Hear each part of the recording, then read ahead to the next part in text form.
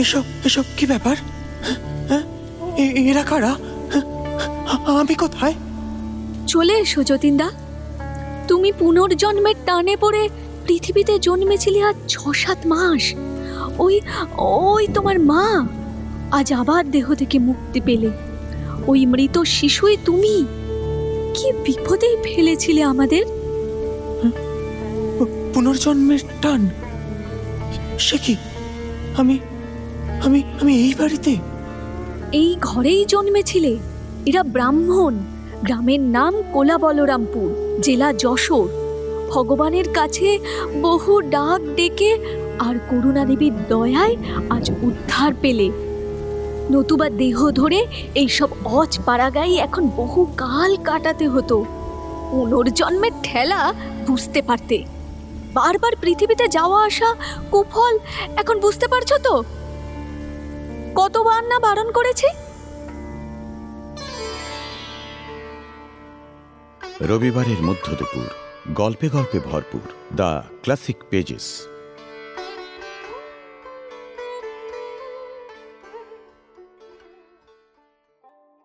ধূমপান ও মদ্যপান স্বাস্থ্যের পক্ষে ক্ষতিকর।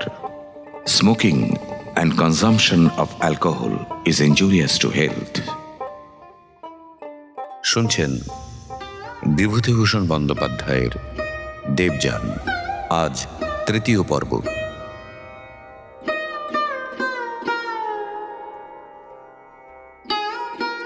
পুষ্প যতীনকে সঙ্গে নিয়ে পৃথিবীর বৃষ্টিধারা মুখর ঝাপসা আকাশে ঊর্ধ্বে এক সুউচ্চ পর্বত চূড়ায় এসে বসল। পুষ্প যতীনের মনের ভাব বুঝতে পারতে।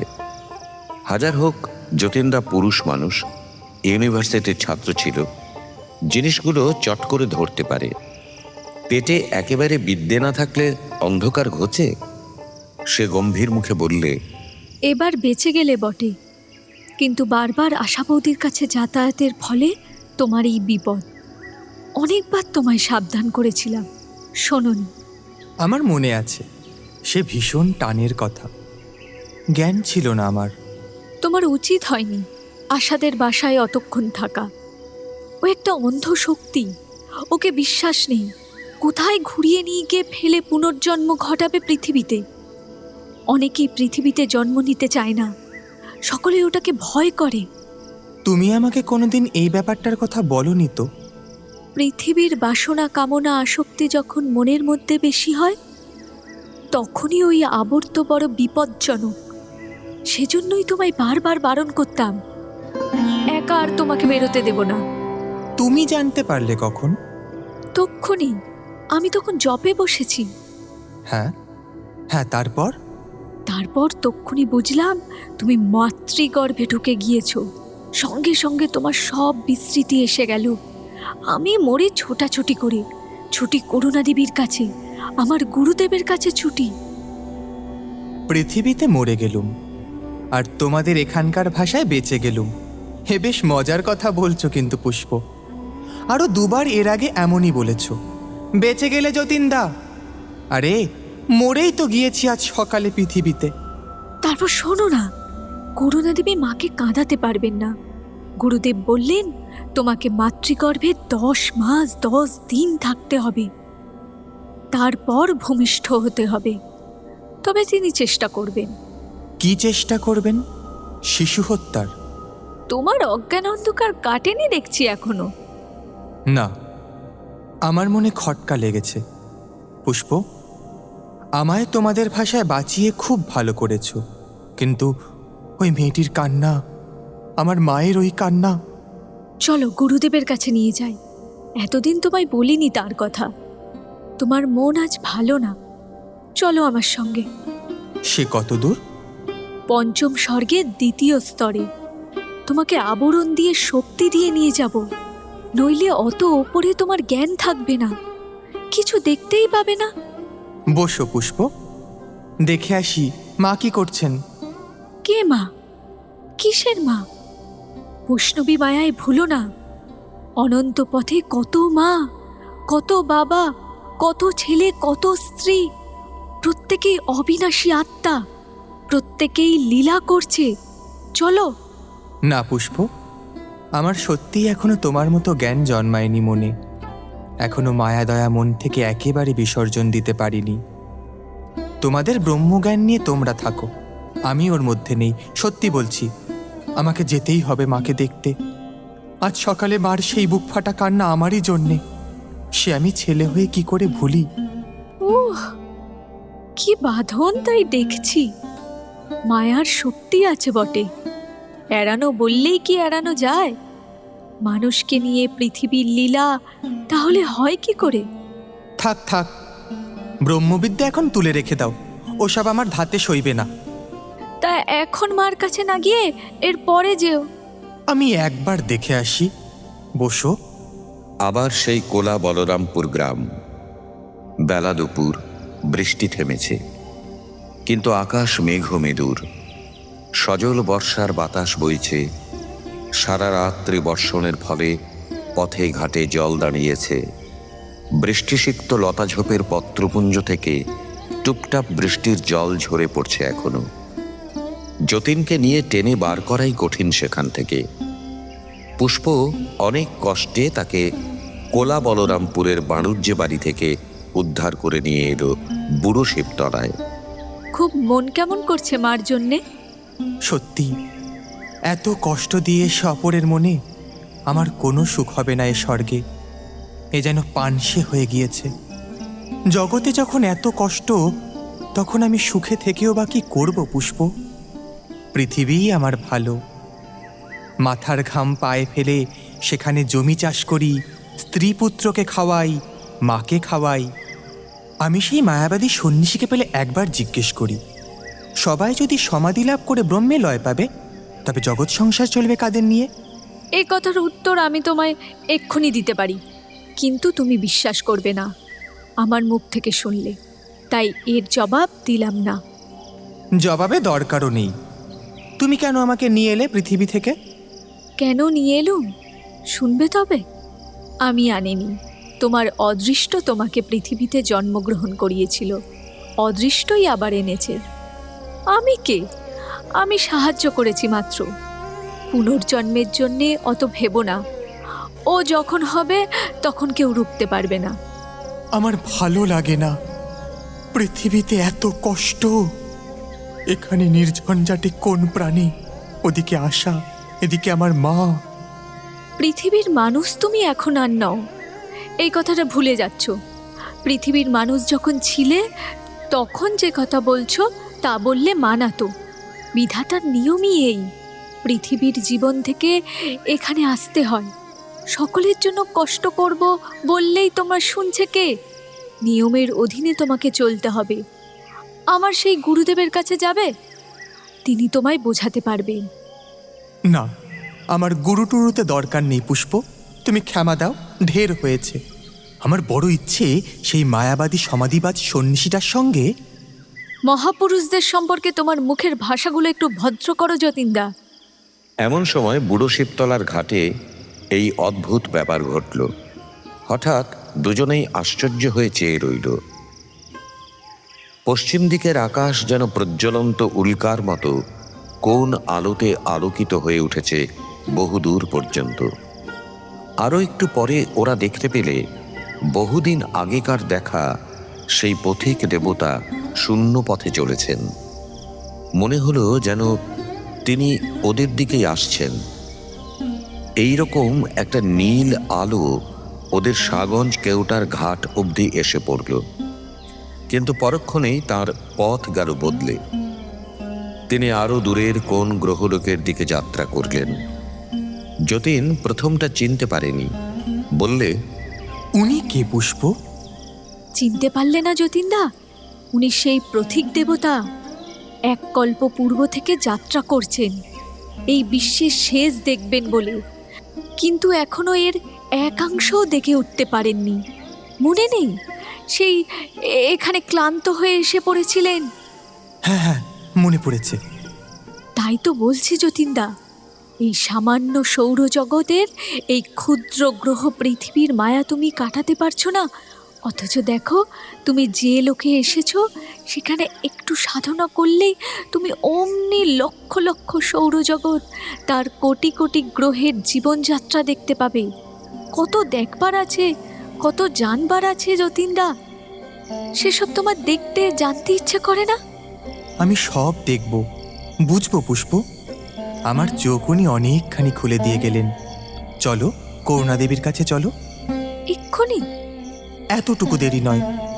আবার সেই উচ্চ আত্মিক লোকের বায়ুস্তর। চক্ষের নিমেষে পুষ্পের সাহায্যে যতীন শত শত যোজন, যোজনের পর যোজন পার হয়ে চলল। করুণাদেবীর আশ্রম, সেই ক্ষুদ্র গ্রহটিতে ওরা পৌঁছে দেখলে কেউ কোথাও নেই। সেই কুসুমিত উপবন, সেই প্রাচীন বৃক্ষতল যেখানে রাজ রাজেশ্বরীর মতো রূপসী দেবী সেদিন এলিয়ে শুয়ে পড়েছিলেন, আজ সে স্থান জনশূন্য। তাই তো, এই যে দেখছি। জগৎ সংসারের কাজে সর্বদা ঘুরছেন, কি জানি কোথায় গিয়েছেন। কিন্তু কি সুন্দর দেশ এটা। আমার ইচ্ছে করে এখানেই থাকি। বুড়ো শিবতলার ঘাট এমন করে নেওয়া যায় না? অনেক বেশি শক্তি দরকার এমন দেশ করতে। আমার তা তো নেই যতীনদা। এদের শুধু বাইরের প্রাকৃতিক দৃশ্য নিয়ে সুন্দর হয়নি, মনের ওপর এর প্রভাব বুঝতে পারছো নিশ্চয়ই। এমন সময় একটি বিস্ময়কর আবির্ভাবের মতো করুণাদেবী হঠাৎ যেন জ্যোতি পদ্মের মতো ফুটে উঠলেন সেই বনস্থলীর প্রান্তে। স্নেহ ও প্রসন্নতা দেবীর বিশাল চক্ষু দুটির ঘন নীল তারকায়। হেসে বললেন, আমি তোমাদের দেখে এক জায়গা থেকে ফিরে এলাম। আপনার কাজে বাধা দিলাম দেবী? না, আমিও ইচ্ছে করেছিলাম তোমরা আজ এখানে আসবে। বসো, এসো এই গাছের তলায়। যতীন ও পুষ্প গাছের তলায় ওর পাশে বসে পথিক দেবতার অদ্ভুত আবির্ভাবের ব্যাপারে বললে। করুণাদেবী সব শুনে বললেন, ভগবান বা ব্রহ্মের অস্তিত্বে অবিশ্বাসী কোনো নাস্তিক দেবতা, তবে মহাশক্তিধর বটে, আমার জানা নেই। এত যিনি দেখে বেড়াচ্ছেন, তিনি নাস্তিক? ওরা অন্য বিবর্তনের প্রাণী। পৃথিবীর নয়? না, অন্য কল্পের। সে শুনবে এখন। চলো, যেখানকার কাজ ফেলে এখানে এসেছি সেখানে তোমাদের নিয়ে যাই। দুজনেই চোখ বোঝে। যতীনের জ্ঞান যাতে থাকে তার ব্যবস্থাও করতে হবে, নয়তো সে উচ্চ স্তরে গিয়েও কিছু দেখতে পাবে না, বুঝতে পারবে না। এক মুহূর্তে ওরা অনুভব করলে খুব অদ্ভুত এক জায়গায় এসেছে। এক বিশাল সুনীল সমুদ্রের ঢেউ তটশিলায় এসে আছড়ে পড়েছে। সমুদ্রের মাঝে মাঝে ম্যাজেন্টা রঙের, ধূসর কৃষ্ণ রঙের ছোট ছোট পাহাড়, বড় পাহাড় ইতস্তত ছড়িয়ে। সমুদ্রের তীরে একটি অরণ্য বৃক্ষের তলে এক রূপবান জ্যোতির্ময় তরুণ দেবতা বসে এক মনে চিন্তা করছেন। সেই তরুণ দেবতা যিনি সেদিন শৈলশিখরে বসেছিলেন। এরা কে? দেব, আপনি আমাকে দেখেছেন এর আগে? সেই একদিন? এদের কথা তোমাকে বলেছিলাম। এর নাম পুষ্প, ওর নাম যতীন। তোমার পৃথিবীরই নাম বাপু। ও, বুঝেছি। কিন্তু একে নিয়ে সে ভালো করলে না। এর এখনো অনেক দেরি। পার্থিব তৃষ্ণা এর এখনো যায়নি। এত উঁচু স্বর্গে একে আনলে এর ফল হবে এই, আগামী জন্মে এর স্মৃতি ওকে কষ্ট দেবে, কোনো কিছুতে মন বসাতে পারবে না। তুমি তো জানো, তৃতীয় স্তরের কোনো লোককে এখানে আনা সেই ব্যক্তির পক্ষেই ক্ষতিকর। বেশ করেছি, যাও তুমি ওর সব স্মৃতি মুছে নিও, নয়তো আমি দেব। দেখাতে নিয়ে আসিনি শুধু, ওর অনেক প্রশ্ন আছে, জানতে ইচ্ছে হয়েছে। উনি নতুন এ স্তরে এসেছেন, এখানকার কিছুই জানেন না। আমার সব জানবার ইচ্ছে হয়েছে। তিনি কত গ্রহ নক্ষত্র বেরিয়ে এসেছেন, আমায় এর আগে বলেছিলেন সঙ্গে করে নিয়ে যাবেন। কে? পথিক কেউ হবে। দেশে দেশে বেরিয়ে বেড়ানোই তার কাজ বলে মনে হলো। নাস্তিক দেবতা। নাস্তিক কি? মনে হয় না। ওদের উপাসনাই ওই বিশ্বে ব্রহ্মাণ্ডে এমন অনেক আবিষ্কারক আছে, এদের শক্তি যথেষ্ট, তেজ অসীম। তাদের মধ্যে কেউ হবে। আচ্ছা, তোমরা আমার সঙ্গে চলো, আর একটা জায়গা দেখিয়ে আনি।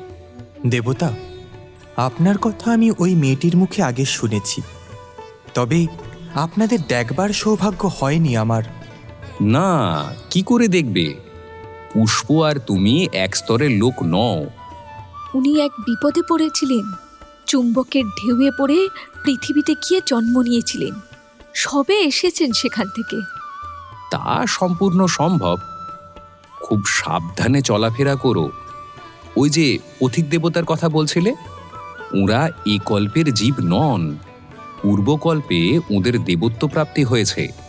মুক্ত আত্মা হয়ে বহু ঊর্ধ্বে উঠে বহু তেজ সঞ্চয় করেছেন, কিন্তু ওরাও পুনর্জন্মের আকর্ষণকে ভয় করে চলেন। তবে এই লোকটির এখনো অনেক জন্ম বাকি। একে পৃথিবীতে জন্মাতে হবে অনেকবার। দেব, তার জন্য আমি দুঃখিত নই। পৃথিবীতে জন্ম নিলে কষ্টটা কি? আমি জানি। যে জানে সে ও বিশ্বের সবকিছু এবং বিশ্বদেব এক বস্তু, এদের মধ্যে কোনো পার্থক্য নেই, তার পক্ষে পৃথিবী বা স্বর্গ সমান হয়ে গিয়েছে। যে জানে পৃথিবীর সবকিছুই তিনি, তার কাছে পৃথিবী ও স্বর্গ একই সুরে বাঁধা মোহন সঙ্গীতে।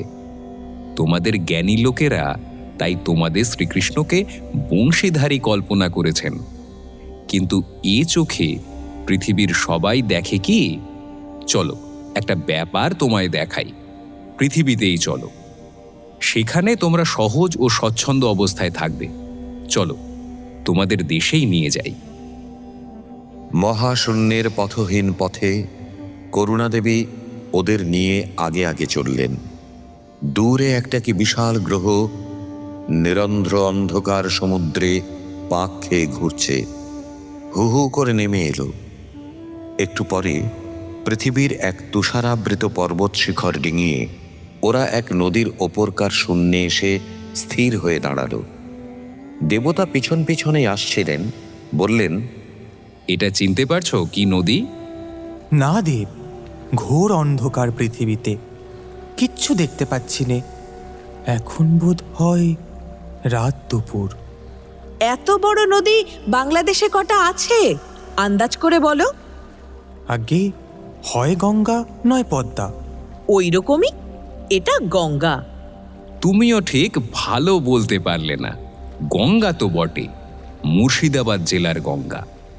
আপনি বাংলাদেশের খবর সব জানেন দেখছি। ওরকম বলো না। উনি কে তা তোমরা জানো না, পরে বলবো। একটা ছোট্ট খাল, একটা আমবাগান, মুর্শিদাবাদ জেলা, সুতরাং বন বাগান বেশি নেই। মস্ত বড় মাঠ একদিকে, একদিকে ছোট্ট একটি গ্রাম। যতীন বিস্ময়ের সঙ্গে লক্ষ্য করল, সেই ঘোর অন্ধকারের মধ্যেই গ্রামের ঘরের আনাচে কানাচে অনেকগুলি নিম্নস্তরের ধূসর ও মেটে সিঁদুরের রঙের আত্মা ঘুরে বেড়াচ্ছে। কেউ এ বাড়ি, কেউ ও বাড়ি। তারা যদি মানুষ হতো, তবে আনাচে কানাচে এদের এমনতর গতিবিধি দেখে সন্দেহ হতো এরা নিশ্চয়ই চোর বা ডাকাত।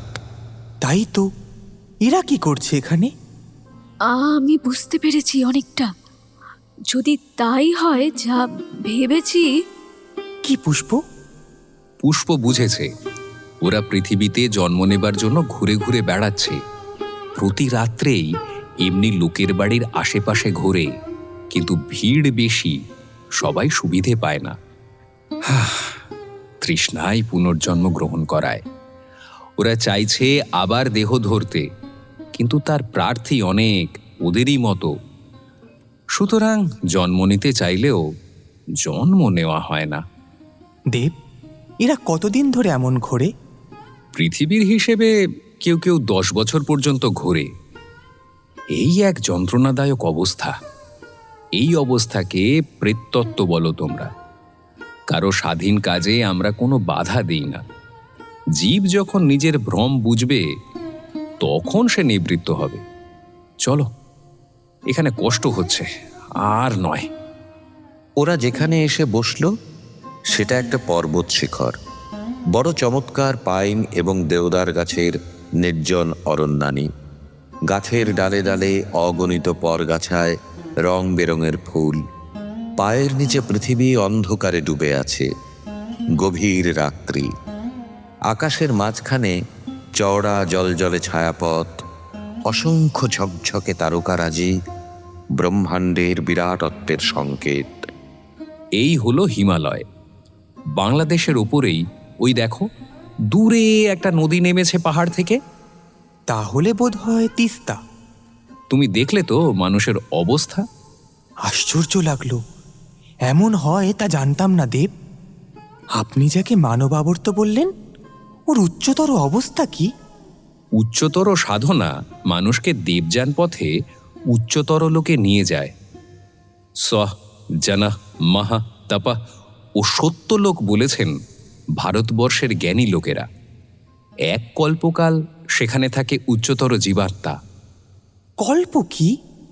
প্রত্যেকবার সৃষ্টির পরে প্রলয়, প্রলয়ের পরে আবার সৃষ্টি। এই কাল ব্যাপ্তির নাম কল্প। কল্পান্তে উচ্চতর জীবাত্মারও পতন হয়। তবে সত্যলোকেরও দূর পারে ব্রহ্মাণ্ডের বহিস্থিত যে ব্রহ্মলোক, সেখানে যারা যান ভগবানের সঙ্গে তারা এক হয়ে যান। মানব আবর্তে তারা আর ফিরে আসেন না। এরই নাম মুক্তি। একেই ভারতবর্ষের ঋষিরা মুক্তি বলেছেন। চলো, তোমাকে একটা ভারতবর্ষের প্রাচীন কবির কাছে নিয়ে যাব। উপনিষদ বলে দার্শনিক কবিতা ভারতবর্ষের, তিনিও তার একজন। আর মিশর দেশের এক উচ্চ আত্মার সঙ্গে পরিচয় করাবো। তাহলে তো দেব পৃথিবীর আসক্তি তার এখনো যায়নি। অর্থাৎ আমি উপনিষদের সেই কবির কথা বলছি। তাঁর আসক্তি বিশুদ্ধ সৌন্দর্যের ধ্যান, কোনো পার্থিব তৃষ্ণা নয়। তাই জনলোকের অধিবাসী নিজের আনন্দের জন্য নেমে আসেন পৃথিবীতে। তাঁর আগমনে পৃথিবীর অনেক উপকার। বহু লেখক ও কবিকে অদৃশ্যভাবে প্রেরণা দান করেন। সেই জন্যেই তিনি পৃথিবীতে আসতে ভালোবাসেন। পৃথিবীর হিসেবে বলতে গেলে বহু শতাব্দী ধরে পৃথিবীতে এ কাজ তিনি করেছেন। তার কাজই ওই। আমার সঙ্গে তার যথেষ্ট বন্ধুত্ব। আমার নিজের কাজে তিনি যথেষ্ট সাহায্য করেন আমায়। দেব, একদিন আমাদের কুটিরে পদার্পণ করবেন দয়া করে। আপনার বন্ধু সেই তাকেও নিয়ে। যাব। আমাদের উপর আপনার এই করুণার জন্য ধন্যবাদ। প্রভু, আমার সঙ্গে এক মায়াবাদী সন্ন্যাসীর দেখা হয়েছিল। তিনি তার নিজের শক্তি আমার মধ্যে সঞ্চারিত করে আমায় নির্বিকল্প সমাধি লাভ করিয়েছিলেন। সে এক অপূর্ব অনুভূতি। সে কথা আমি এখনো ভুলিনি। তিনি কোনো যোগী সাধক হবেন। ব্রহ্মে লীন হওয়ার আস্বাদ ইচ্ছা মতো ভোগ করেন। মুক্ত পুরুষ। তাঁর ইচ্ছা মতো কায়াবুহ রচনা করে যে কোনো দেহে অনুপ্রবেশ করতে পারেন। সমস্ত ঐশ্বর্য ওদের সংকল্প মাত্রেই উপস্থিত হয়। প্রভু, ভারতবর্ষ ছাড়া অন্য কোনো দেশে এই ব্যাপারের চর্চা ছিল না? নিশ্চয়ই। যে কোনো দেশে যে কোনো সৎ ঈশ্বরে ভক্তিমান লোক মানবাবর্তকে জয় করতে পারেন। বিশ্বের যিনি কর্তা, তিনি কোনো বিশেষ দেশ বা বিশেষ জাতিকে কৃপা করেন না। আচ্ছা, আমাদের দেশে যারা বলেন ভগবানের নাম জপ করলে মুক্তি, এই যেমন ধরুন বৈষ্ণব সম্প্রদায়, তাদের মত কি সত্য? ভক্তি দ্বারা তাঁরা ভগবানে আত্মস্থ হয়ে দেবযান প্রাপ্ত হন। জীব মাত্রেই ব্রহ্মের অংশ জানবে। উপাধি ও নামরূপ ত্যাগ করে পরব্রহ্মে লীন হওয়ার নামই মুক্তি। বিভিন্ন পথ, বিভিন্ন মত, কিন্তু জ্ঞানী লোক ধ্যান দৃষ্টি দ্বারা সেই একই সত্যকে উপলব্ধি করেছেন বহু প্রাচীন যুগ থেকে। তাঁরাই তোমাদের শ্রীকৃষ্ণ, বুদ্ধ, যিশু, শঙ্কর, চৈতন্য, বাল্মীকি, কৃষ্ণদ্বৈপায়ন ইত্যাদি ইত্যাদি। এই পর্যন্ত বলেই তিনি চুপ করে গেলেন। হঠাৎ পূর্ব দিগন্তে অরুণ সূর্যোদয় দূর দূরান্তরের তুষারাবৃত শৈলশিখর অনুরঞ্জিত করে অপূর্ব মহিমায় স্বপ্রকাশিত হল এক মুহূর্তে। পলকে পলকে শিখর থেকে শিখরান্তরে বর্ণসমুদ্রের বিভিন্ন রঙের ঢেউ গেল ছড়িয়ে। সকলে অবাক হয়ে চেয়ে রইল সে মহিমময় সৌন্দর্যের দিকে। চলো মানস সরোবরে চলো, চলো। তখনই ঠিক পট পরিবর্তনের মতো একটা ব্যাপার ঘটে গেল।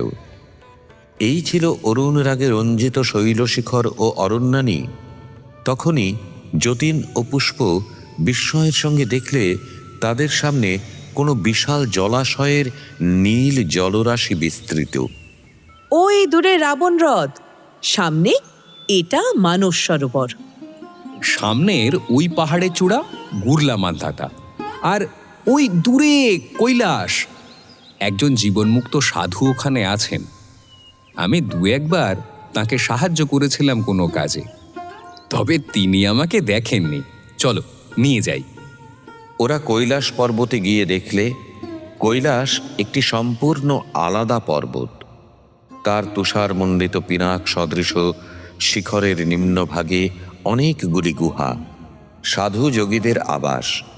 একটি গুহায় একজন শীর্ণকায় সাধুকে দেখিয়ে দেবতা বললেন, এর কথা বলছিলাম। উনি এখন স্থূলদেহের স্থূলচক্ষে আমাদের দেখতে পাবেন না। নির্বিকল্প সমাধিস্থ অবস্থায় ইনি ব্রহ্মের সঙ্গে এক হয়ে যান। তখন আমাদেরও অনেক উপরে চলে যান উনি। তবে স্থূল দেহে ওরা সাধারণ মানুষের সমান। আচ্ছা, এরা একা আছেন কেন? নির্জনতা আত্মার উন্নতির একটা প্রধান উপায়। নিম্ন জগতের কোনো প্রভাব এই উত্তুঙ্গ জনহীন পর্বতচূড়ায় এদের দেহমন স্পর্শ করে না। নির্জনতায় এরা শক্তি অর্জন করেন। আমি এর সঙ্গে দু একটা কথা বলতে পারি? কি করে? তুমি স্থূল দেহ ত্যাগ করেছ, উনি এখন দেহে অবস্থান করছেন, তা সম্ভব নয়। আচ্ছা, ওই যে একজন তিব্বতী লোক মানস সরোবরের ধারে বেড়াচ্ছিল, তখন ওরা কি অবস্থায় আছে? ওদের মুক্তি বা উন্নতি? ওদের থাক আলাদা। নিম্ন স্তরে চৈতন্য নিয়ে জন্মেছে, সংকুচিত চেতন। ওরা মরবে, অমনি অল্পদিন পরেই আবার দেহ নিয়ে পৃথিবীতে জন্মাবে। পৃথিবীর কামনা বাসনার ঊর্ধ্বে ওদের উঠতে অনেক দেরি। সভ্য সমাজের এমন অনেক আছে, খুনি, দস্যু, অলস, চোর, পরপীড়ক ইত্যাদি। এ তুমি খুব ভালোই জানো, কারণ তোমার হাতের কাজ এটা। কে কতদিন ভুবর লোকে বাস করবে, কি নতুন জন্ম নেবে, দু একটা ব্যাপার এমন নিষ্ঠুর আর করুণ হয়ে ওঠে, তখন আমি অনুরোধ করতে বাধ্য হই। আচ্ছা, উনি কে? এই অদ্ভুত দেবতা? উনি, এইবার ওদের বলি। আমাদের সঙ্গে এমনভাবে মিশছেন, এত বড় উনি, অথচ মানুষ কি কীট? তোমরাও তিনি। তুমি আমি ভিন্ন কোথায়? ছোট ভাবো কেন? তাই তো ছোট হয়ে থাকো। বড় হও, সচেতন হয়ে যদি তোমরা আমাদের ইচ্ছার বিরুদ্ধেও দাঁড়াও বিদ্রোহের পথে, সেও ভালো। তার দ্বারা শক্তি অর্জন করবে। যে দুর্বল তার দ্বারা কি কাজ হবে?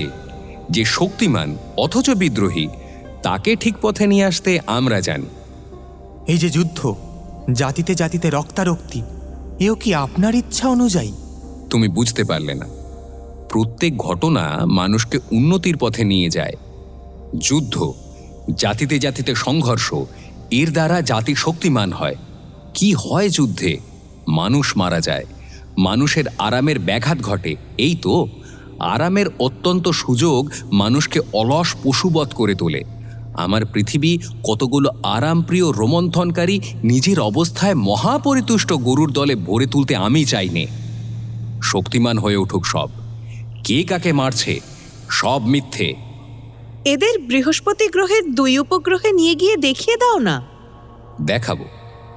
সে দুটো ধীরগামী জগৎ, যারা পৃথিবীতে সুবিধে মতো উন্নতি করতে পারছে না, আমরা তাদের ওইসব মন্থরগতি জগতে জন্ম নিতে পাঠিয়ে দিই। সেখানে গেলে আশ্চর্য ব্যাপার দেখবে। ওদের এক্ষুনি নিয়ে গিয়ে দেখিয়ে দিই। আবার মানস সরোবর ও হিমালয় ওদের পায়ের তলায় দেখতে দেখতে মিলিয়ে গেল। আবার অসীম বোম অন্ধকারে ডুবে পৃথিবী দিগন্তহীন আকাশে অদৃশ্য হল। আকাশের অদ্ভুত দৃশ্য, দিনমানে সব দিক নক্ষত্রযুক্ত। তারপরে নক্ষত্র জ্যোৎস্নায় প্লাবিত আকাশপথে এক বিশাল মহাগ্রহ ওদের দিকে যেন দ্রুত ছুটে আসছে। করুণাদেবী বললেন, বৃহস্পতি। কিসে যেন পড়েছিলুম। পৃথিবী ছাড়া সোলার সিস্টেমের অন্য কোনো কিছুতে মানুষ নেই। সেসব কথা এখন থাক, আগেই পৃথিবীটা দেখে নাও। পৃথিবীর মতো অবিকল সে স্থান, খুব বেশি ফুল, ছোট বড় নদী, বসন্তের হাওয়া বইছে, বিহগের সুস্বর সর্বত্র, নির্মল জলাশয়। গ্রহটির একদিকে রাত্রির অন্ধকার, অন্যদিকে দিবসের আলো। যে অংশে ওরা গেল সেখানে মানুষের কর্মব্যস্ততা নেই। নিশ্চিন্ত মনে সকলে নিজের নিজের বাড়িতে বসে আছে। বৃহস্পতির আলো পড়ে যে অংশে রাত্রির অন্ধকার, সে অংশের শোভাও চমৎকার। তবে সমগ্র পৃথিবীটি একটি নিশ্চিন্ত নিরুপদ্রব শান্তির গভীরতায়, ব্যস্ততাহীন জীবন মুহূর্তগুলির পুঞ্জীভূত ভারে যেন ঘুমিয়ে আছে, এলিয়ে আছে কিসের অলীক স্বপ্নে দিন রাত্রি বিভোর।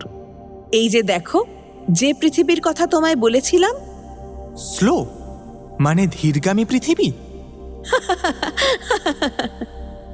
না, ইংরেজিটা আপনি হয়তো জানেন কি না, মুখ দিয়ে বেরিয়ে গেল।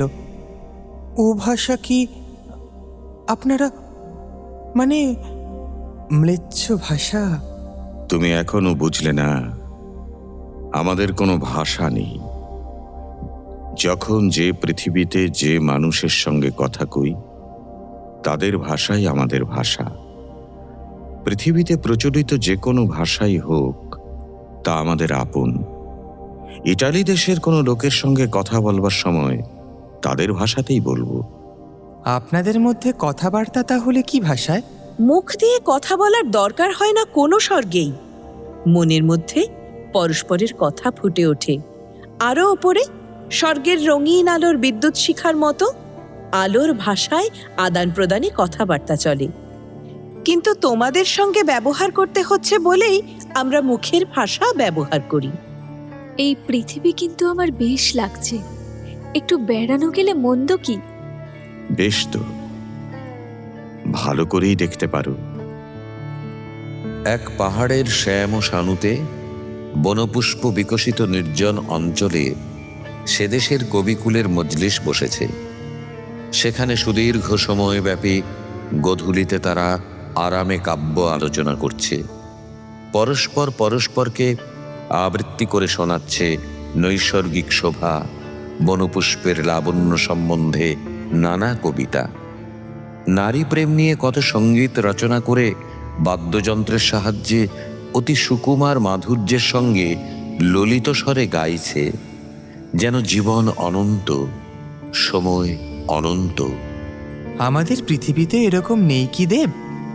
আছে, সে অন্যরকম। এরা এদেশের বসন্তকাল ব্যাপী এরকম উৎসব চালাচ্ছে। এদের বসন্তের স্থায়িত্ব কত জানো? পৃথিবীর হিসেবে 9 বছর। নইলে তোমার ভাষায় স্লো ওয়ার্ল্ড হবে কি করে? বারে, আপনি যে ইংরেজি! সব ভাষাতেই কথা বলতে পারি আমরা। বললাম যে ভাষা কিছুই নয় আমাদের কাছে। তারপর শোনো, এদের বছর কত দিনে জানো? পৃথিবীর 60 বছরে এদের দেশের 1 বছর। ওই দেখো, বৃহস্পতি গ্রহ ঘুরছে কত আস্তে আস্তে। সূর্য থেকে যে গ্রহ যত দূরে, তার আবর্তন তত স্লো। আবার এই উপগ্রহের একটা নিজস্ব আবর্তন আছে নিজের কক্ষে।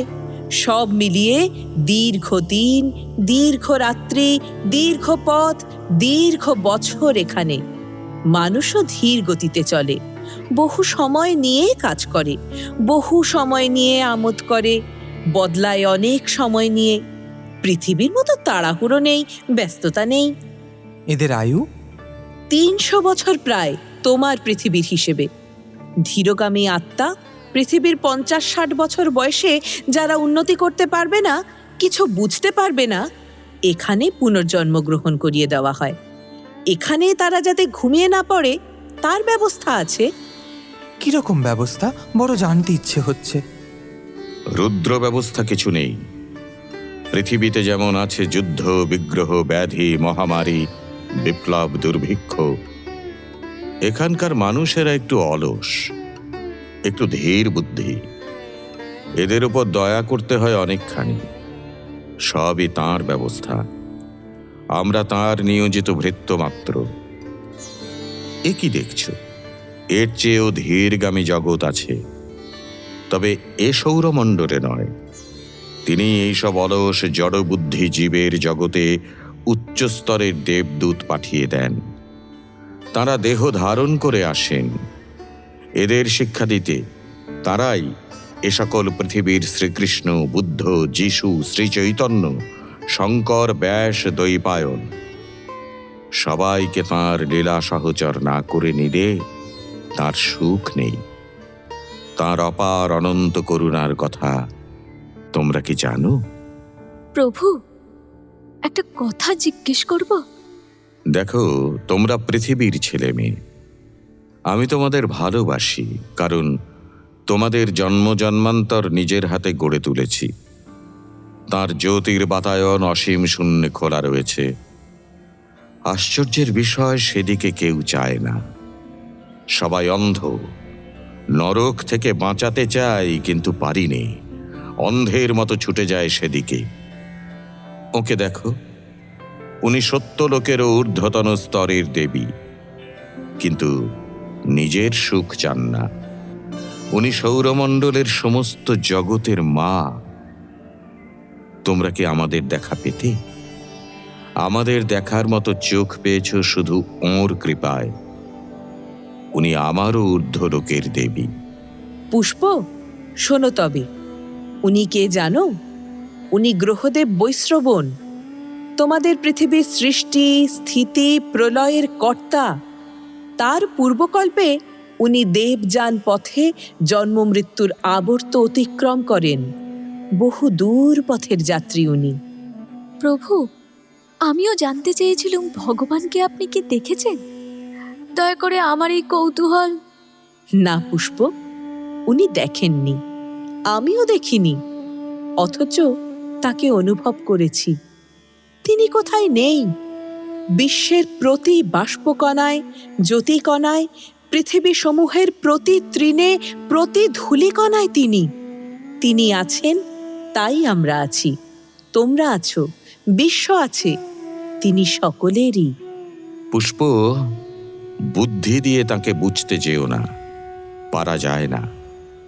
সে ইন্দ্রিয় তোমাদের নেই, তবে শুধু তাকে ভালোবাসা দ্বারা মন ও বুদ্ধিকে অতিক্রম করে এমন ভূমি লাভ করা যায় যে ভূমি থেকে তাকে অনুভব করা যায়। কিন্তু যে রূপ তাঁর নিজের, সে রূপে তাকে দেখতে কে পায়? প্রভু, কেউ কি পায় না? ব্রহ্মলোকের বহু ঊর্ধ্বে তাঁর নিজের লোক। দেখিনি, তবে জ্ঞান দ্বারা অনুভব করতে পারি। সেখানে হাজার হাজার কল্পের পূর্বেকার মুক্ত আত্মারা আছেন। কখনো দেখিনি তাঁদের। তাঁরা মহাশক্তিধর, বিশ্বের সৃষ্টি স্থিতি লয় করবার ক্ষমতা রাখেন। তাঁরাই তাকে স্বরূপে হয়তো দেখেন, কিন্তু মানুষের রূপে দেখতে চাও, তুমিও পাবে। ভক্তি ভরে চাও, অত বড় কেউ নেই, আবার অত ছোট কেউ নেই। প্রভু, এই পৃথিবীর মানুষে ভগবানকে জানে? সব পৃথিবীর অবস্থাই সমান। সত্য জানতে চায় কজন? এখানেই তো দেখছো, ইন্দ্রিয়জ সুখ নিয়ে সবাই মত্ত। তাদের মতো অসীম শক্তিধর দেবতা কৃপা করলে তো একদিনে সব উদ্ধার হয়। সত্যের প্রচার করে দিলেই তো হয়। তা কি হয়? যে পৃথিবী সত্যের জন্য প্রস্তুত নয়, যে মানুষকে যে কথা বললে সে বুঝবে না, সেখানে সে সত্য প্রচার করা হয় না। সে মানুষকে সে কথা জোর করে শোনানো হয় না। 7 নক্ষত্রের জল ঝিনুকে পড়লে মুক্তা হয়, কিন্তু ধুলোয় পড়লে ভগবান মহাজ্ঞানী, যা হয় না তা তিনি করেন না। তবে মানুষের মুক্তি কেমন করে হবে? মানুষ যখন স্বেচ্ছায় এগিয়ে যাবে, তার প্রতি উন্মুখ যে মন, সে মনের সকল ভ্রান্তি তিনি ঘুচিয়ে দিয়ে সত্যের প্রদীপ জ্বালিয়ে দেন। দেব, সহজ কথায় বলুন, আমরা কি করব? আমাদের কি কর্তব্য? তমেব বিদিত্তাৎ মৃত্যুমেতি, তাকে জেনেই মৃত্যুকে অতিক্রম করতে হবে। কিভাবে প্রভু? মৃত্যুকে অতিক্রম করা মানে কি? সাধারণ মানুষ মরছে, আবার জন্মাচ্ছে, আবার মরছে, একে বলে মানব আবর্ত। একে জয় করাই মৃত্যুকে অতিক্রম করা। তাকে না জানলে কিছুতেই এ আবর্ত এড়ানো যায় না। নন্য পন্থা বিদ্যেতে অয়নায়, আর দ্বিতীয় কোনো পথ নেই। পথ বলে দিন দেবতা, আমরা শরণাগত। তাকে ডাকো, তার কাছে আলো ভিক্ষা চাও, তার কাছে প্রার্থনা করো সর্বদা।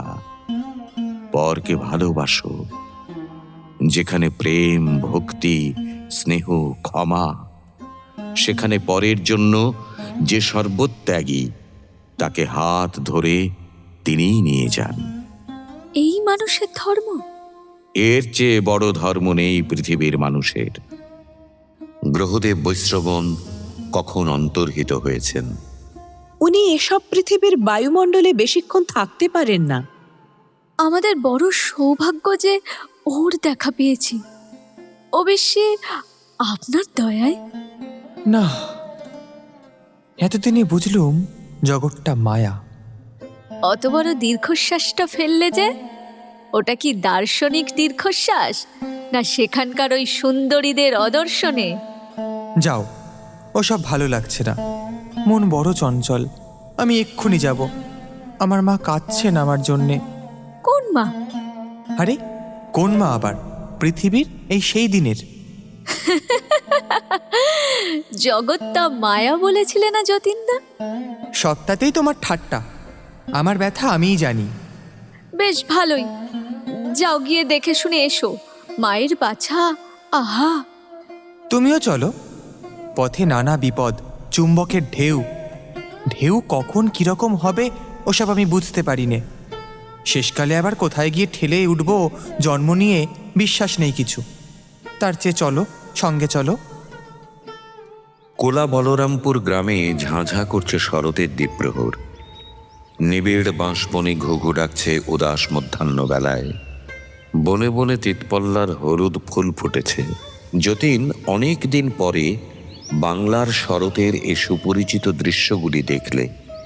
কতকাল পরে যে নিজের ঘরে ফিরলাম পুষ্প। এমনই স্নিগ্ধ, এমনই আপন। চলো। যতীন এসে ওর নতুন মায়ের বিছানার পাশে দাঁড়ালো। একটু আগে ওর মা ওর কথা মনে করে করে কেঁদেছে জ্বরের ঘোরে। এই তো গত বর্ষায় ও মায়ের কোল ছেড়ে গিয়েছে। সে স্মৃতি এখনো ওর মায়ের মনে অতি স্পষ্ট। চোখের জল গড়িয়ে পড়েছে বালিশের গায়ে। মাতৃ হৃদয়ের নিঃশব্দ ব্যথার অভিব্যক্তি। যতীন বুঝলে মায়ের এই চোখের জল, বুকের চাপা কান্নাই তাকে আজ সপ্তস্বর্গের পার থেকে টেনে এনেছে এখানে। যা ভাবছো তা নয় যতীনদা। মায়া বলে উড়িয়ে দিতে চেও না পৃথিবীকে, পৃথিবীর স্নেহ ভালোবাসাকে।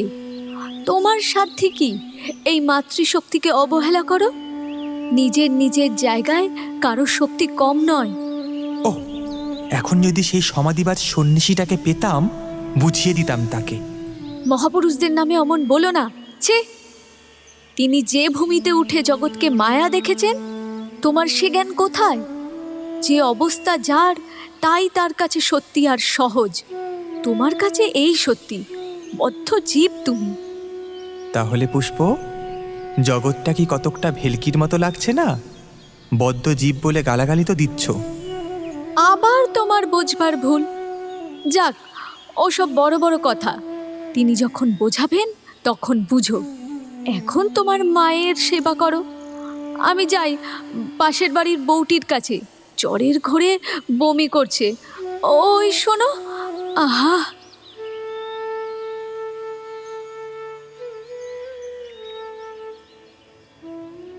তোমার মাকে ছবি দেখাবো যতীনদা, যেন এক অদৃশ্য দেবতা ওর ছেলের মতো এসে মাথায় হাত বুলিয়ে দিচ্ছে, মিষ্টি মিষ্টি কথা বলছে। দেখাবো? পাশের বাড়ির বউটি কেমন? ঘুম পাড়িয়ে এলুম, মাথা ধরেছিল, সারিয়ে দিয়ে এলুম। খান্ডার পিসি শাশুড়ি কি করছে বুড়িটা? পিসশাশুড়ির অত দোষ দিও না, বউটির চরিত্র ভালো না। মেয়ে মানুষ কি না, তাই অপর মেয়ে মানুষের চরিত্রের দিকটাতে আগে নজর পড়ে। কই আমাদের তো পড়ে না, দেখেই বুঝে ফেললে। তা নয়, ওর মনে সব কথা লেখা রয়েছে, আমি পড়ে এলুম। ও চিন্তা করছে ওর একজন প্রণয়ীকে, নাম তার হরিপদ। এই দুপুরে নদীর ঘাটে গিয়ে তার সঙ্গে লুকিয়ে দেখা করার কথা ছিল। জ্বর এসেছে ঠেসে দুপুরের আগেই। যেতে পারেননি বলে ভাবছেন বুঝি? আহা, হঠাৎ অত শ্রদ্ধা সম্পন্ন হয়ে উঠলে যে ওর ওপর, অত দরদি বা এলো কোথা থেকে? জানো যতীনদা, আমার একটা ব্যাপার হয়েছে আজকাল। লোকের কাছে কিছুক্ষণ বসলে বা থাকলে আমি তার মনের চিন্তা সব বুঝতে পারি। ও বউটির পাশে গিয়ে বসে দেখি ও শুধু কে হরিপদ তার কথাই ভাবছে। যাকগে, তোমার মা কেমন আছে? এখন একটু ভালো। মায়ের মানি অর্ডার এসেছে 7 টাকা কোথা থেকে। দেখতে যদি মায়ের আনন্দ। পুষ্প, কেন আমাকে নিয়ে গেলে? এই দরিদ্র সংসারের উপকার করতে পারতাম বেঁচে থাকলে। আমি হয়তো চাকরি করে। আমি নিয়ে যাই সাধ্যে গিয়ে আমার, যিনি দিন দুনিয়ার মালিক তাহার ইচ্ছে না থাকলে। তুমি কি দিন দুনিয়ার মালিকের সঙ্গে পরামর্শ করে এই কাজ করেছিলে পুষ্প? এই সময় যতীনের মা বিছানা থেকে উঠে বাইরের রোয়াকে রোদ্দুরে গিয়ে বসলেন। ম্যালেরিয়া রোগীর ভালো লাগে রোদ্দুরে বসতে। দুটি প্রতিবেশিনী এসে উঠোনে দাঁড়িয়ে গল্প করতে লাগলো যতীনের মায়ের সঙ্গে।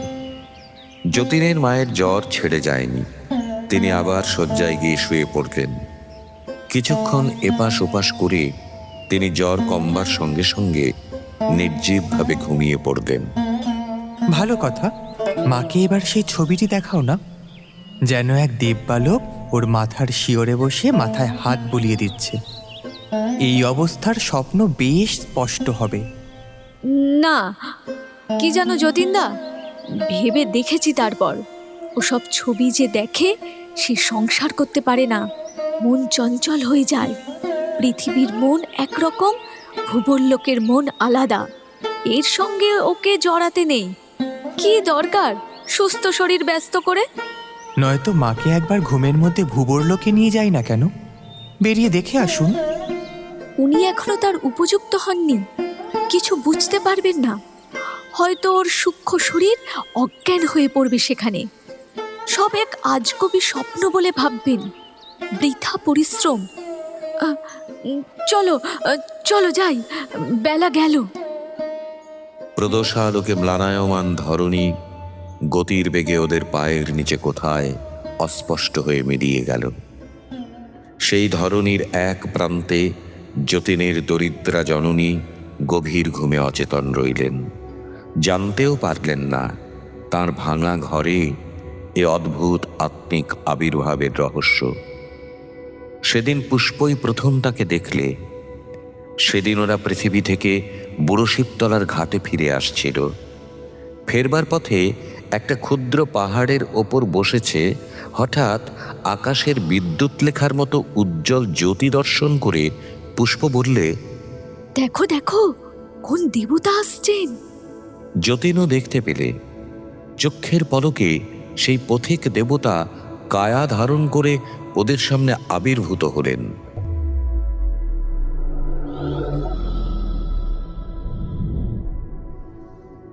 পুষ্প ও যতীন উভয়ই চিনলে। যে দেবতা একবার মহাশূন্যে পথ হারিয়ে ওদের কুটির প্রাঙ্গণে বিভ্রান্ত অবস্থায় এসে পড়েছিলেন, সেই ভ্রাম্যমান আবিষ্কারক দেবতা। তোমাদের কথা স্মরণ রেখেছি। আবার দেখা করব বলেছিলাম, মনে আছে কন্যা? একটা কথা দেব, আমাদের পৃথিবীর পণ্ডিতরা অনুমান করেছেন আমাদের এই সৌরজগতের বাইরে অন্য কোনো নক্ষত্রে গ্রহ নেই। এ কথা কি সত্য? ভুল কথা। বিশ্বের এই অঞ্চলেই বিভিন্ন নক্ষত্রে লক্ষ লক্ষ গ্রহ বর্তমান। বহু শ্রেণীর জীব তাতে বাস করছে। তোমাদের পৃথিবী যতটুকু, এর চেয়ে অনেক বৃহত্তর ও অনেক সুন্দরতর গ্রহ বিশ্বের এই অঞ্চলে বহু নক্ষত্রে বর্তমান। দেব, বিশ্বের এই অঞ্চল বলে আপনি কতটুকু জিনিসের কথা বলছেন? বিদ্যুতের বেগে যদি যাও তবে 1 কোটি বৎসর লাগবে তোমাদের এই নক্ষত্রমণ্ডল পার হতে। এরকম লক্ষ লক্ষ নাক্ষত্রিক বিশ্ব ছড়ানো রয়েছে চারিধারে। আমি বিশ্বের এই অঞ্চল বলতে তোমাদের ছায়াপথের নিকটবর্তী অঞ্চলের কথা বলছি। আমাদের একবার নিয়ে যাবেন বলেছিলেন ওই সব দূর দেশে। চক্ষু মুদ্রিত করো। গতির প্রচণ্ড তেজ তোমরা সহ্য করতে অভ্যস্ত নও, জ্ঞান হারিয়ে ফেলবে। দুজনেই চক্ষু মুদ্রিত করো, প্রস্তুত হও। মধ্যপথের কোনো নক্ষত্র বা গ্রহলোক তোমাদের দৃষ্টিগোচর হবে না। গতির কোনো অনুভূতি ওদের হলো না। চক্ষের পলক ফেলতে যত বিলম্ব হয় ততটুকুও বোধহয় হয়নি। এইবার চোখ চেয়ে দেখতে পারো। এক বিরাট অগ্নিমণ্ডল তাদের সামনে। সে অগ্নিমণ্ডলের মধ্যে বহু লক্ষ বিশালাকায় কটাহে যেন লক্ষ কোটি মন ধাতু গলিত হচ্ছে একসঙ্গে। লক্ষ লক্ষ মাইল ঊর্ধ্বে উঠেছে রক্তবর্ণ স্বয়ংপ্রভ বাষ্পশিখা, রক্ত আগুনের শিখার মতো। এ একটা নক্ষত্র, কিন্তু কামচারী বা বিদ্যুৎচারী না হলে তোমরা এর বিরাটত্ব কিছুই বুঝতে পারবে না। তোমাদের জড়জগতের অবস্থানকালের কোনো মাপকাঠি ব্যবহার করে এ নক্ষত্রের সীমা পাবে না। চেষ্টা করো, চলো। পুষ্প ও যতীন যে বেগে যেতে ইচ্ছা করল তাকে পৃথিবীতে রেলগাড়ির বেগ বলা যেতে পারে। দেবতা গতির বেগ কমিয়ে ওদের সঙ্গে চলেছেন। ওরা সবেগে যেন উড়ে চলেছে একটা অগ্নির মহাসমুদ্রের ওপর দিয়ে ও একটা জ্বলন্ত অগ্নিকুণ্ডের অগ্নিশিখার মধ্যে দিয়ে। ওদের চারপাশ ঘিরে অগ্নিদেবতার রক্তচক্ষু। বহুক্ষণ ওরা গেল। পৃথিবীর হিসেবে 10-12 ঘন্টা। ওদেরও ক্লান্তি নেই, যাত্রাপথেরও শেষ নেই, মহা অগ্নিসমুদ্রেরও কুল কিনারা নেই। তোমরা যদি জড়বস্তুর উপাদানে তৈরি হতে, এই জ্বলন্ত নক্ষত্রের বহু দূর থেকে তোমাদের দেহ জ্বলে পুড়ে বাষ্প হয়ে উড়ে যেত। আকর্ষণের বলে সে বাষ্পটুকু এই বৃহত্তর বাষ্পমণ্ডলে প্রজ্বলন্ত অবস্থায় প্রবেশ করে মিশিয়ে যেত। আর কি দেখাবেন বলুন দেব? এই আগুনের দৃশ্য আমার আর সহ্য হচ্ছে না। তোমাকে এর চেয়েও বৃহত্তর নক্ষত্রের অগ্নিমণ্ডলে নিয়ে যাব, চলো। শক্তিমতী হও। এবারে চোখ চেয়ে চলো। তোমাকে চোখ তখন মুদ্রিত করতে বলেছিলাম কেন জানো? তোমাদের জড় জগতের অতি নিম্ন স্তর অতিক্রম করতে হবে আসবার পথে। সে অতি কুশ্রী স্তর।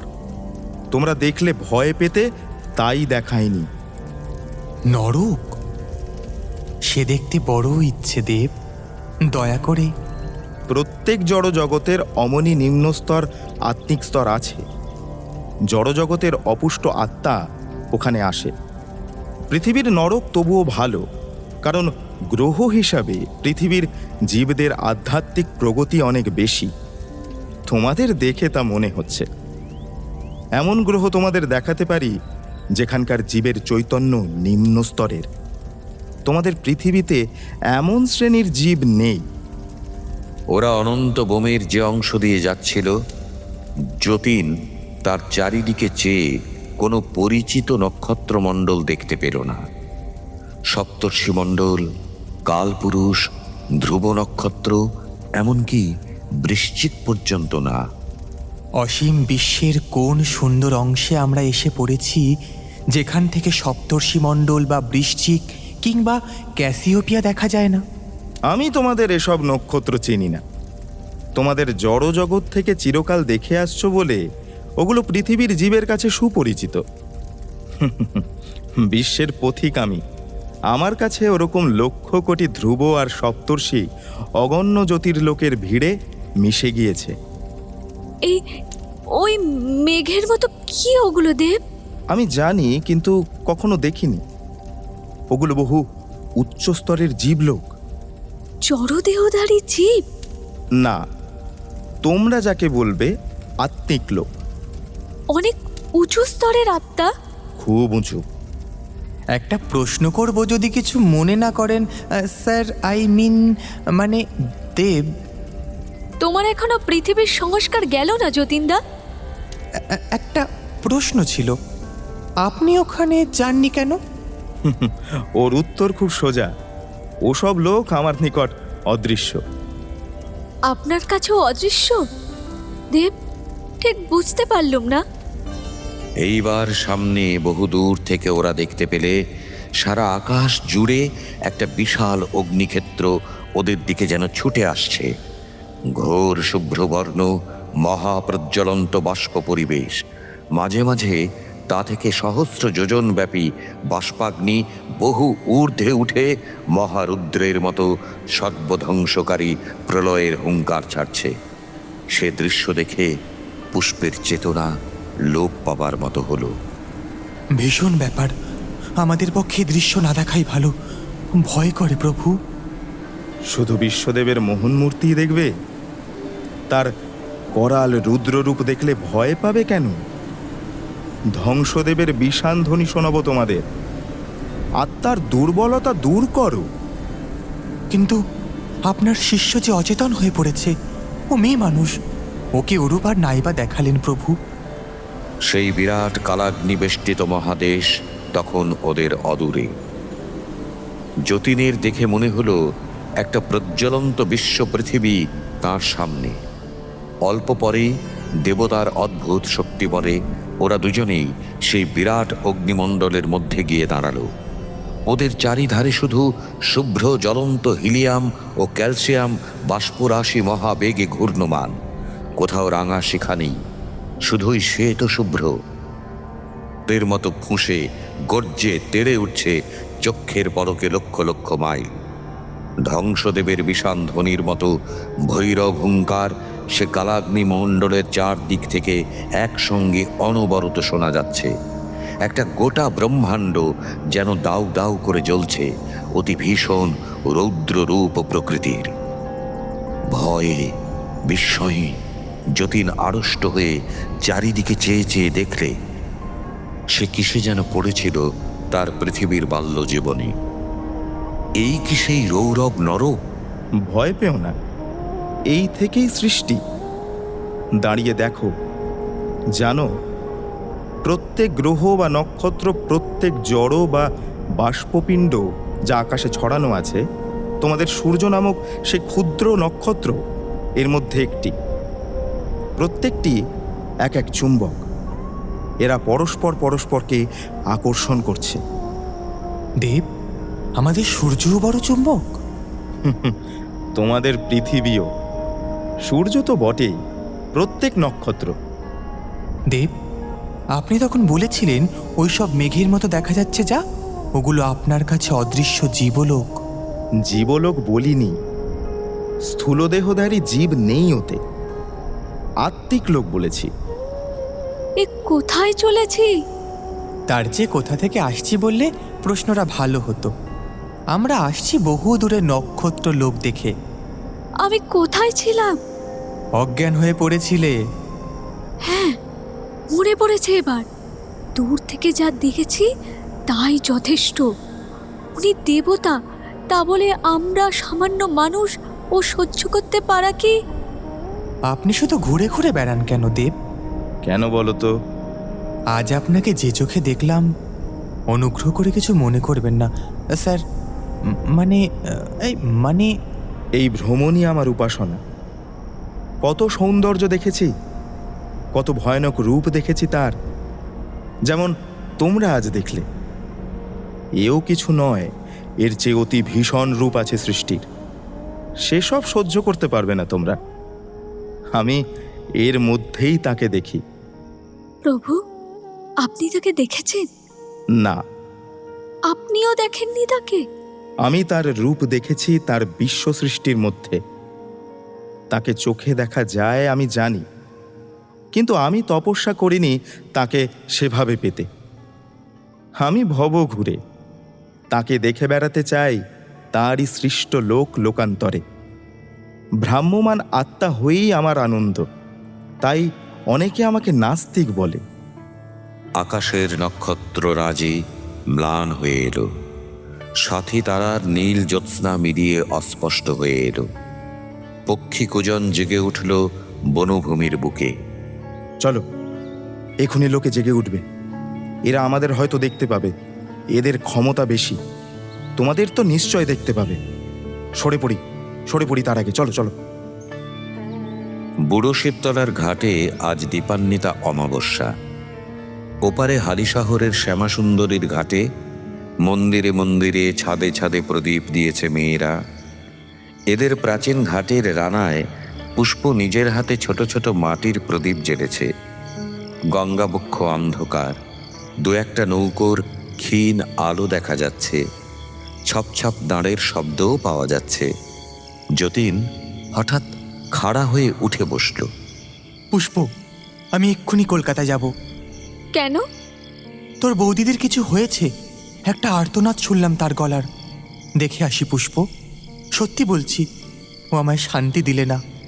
তুই যতই চেষ্টা করিস, আমার ভাগ্য ওর সঙ্গে বাঁধা। চললুম আমি। বারে, আমিও বুঝে বসে থাকবো? দাঁড়াও। মনে মনে পুষ্প বড় হতাশ হলো। তারও জীবন যেন কেমন, কিছুতেই কি কিছু সুরাহা হয় না। সব সময় দেওয়ালের ওপর দিয়ে কোনো বিকট মূর্তি কঙ্কাল উঁকি মারে। অমঙ্গল ভরা দৃষ্টিতে সব পুড়ে ছাই হয়ে যায়। এত কষ্ট করে আজ সে দীপান্বিতা অমাবস্যার সন্ধ্যাটিকে প্রাণপণে সাজাবে, সব বৃথা। নাম্বার পথে পুষ্প বললে, কলকাতায় আসতে পারিনি, কষ্ট হয়। ওহ, দেখছো কেমন কালো কালো কুয়াশার মতো জিনিস। মানুষের অর্থলোভ, বিলাসিতা, নানা রকম খারাপ চিন্তা সকলের ওপর লোভ, এইসব এক ধরনের কালো কুয়াশা সৃষ্টি করেছে। ওর মধ্যে দিয়ে আসতে দম বন্ধ হয়ে যায় যেন। সেই বাসাবাড়ি। আশার অবস্থা ভালো নয়। নিত্যনারায়ণ ওকে ফেলে আজ মাস 4-5 হলো চলে গিয়েছে দেশে। নিজের গ্রামে গিয়ে সে মুদির দোকান খুলেছে, কিন্তু আশার ফেরবার মুখ নেই। বাড়িওয়ালির দয়ায় এবং হাতের 2-1 গাছি সোনার চুড়ি বিক্রির টাকায় এতদিন যা হয় চলল, কিন্তু তার মধ্যে বাড়িওয়ালি নানা রকম উপার্জনের ইঙ্গিত করেছে। আশা একা ঘরে ছেঁড়া মাদুরে শুয়ে আছে।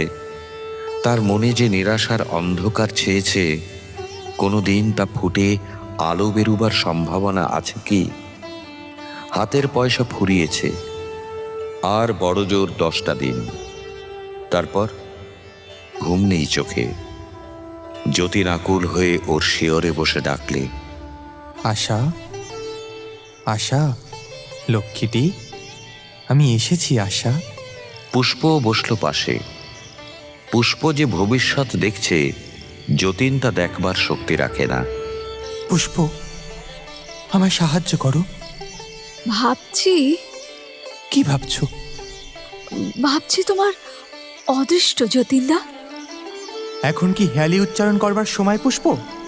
তা বলিনি, তুমি বললে বুঝবে না আমার কথা। আশা বৌদির এই অবস্থা দেখে আমি মেয়ে মানুষ, আমার কষ্ট হচ্ছে না তুমি বলতে চাও, কিন্তু কিছু সাহায্য করতে পারবো না তুমি আমি।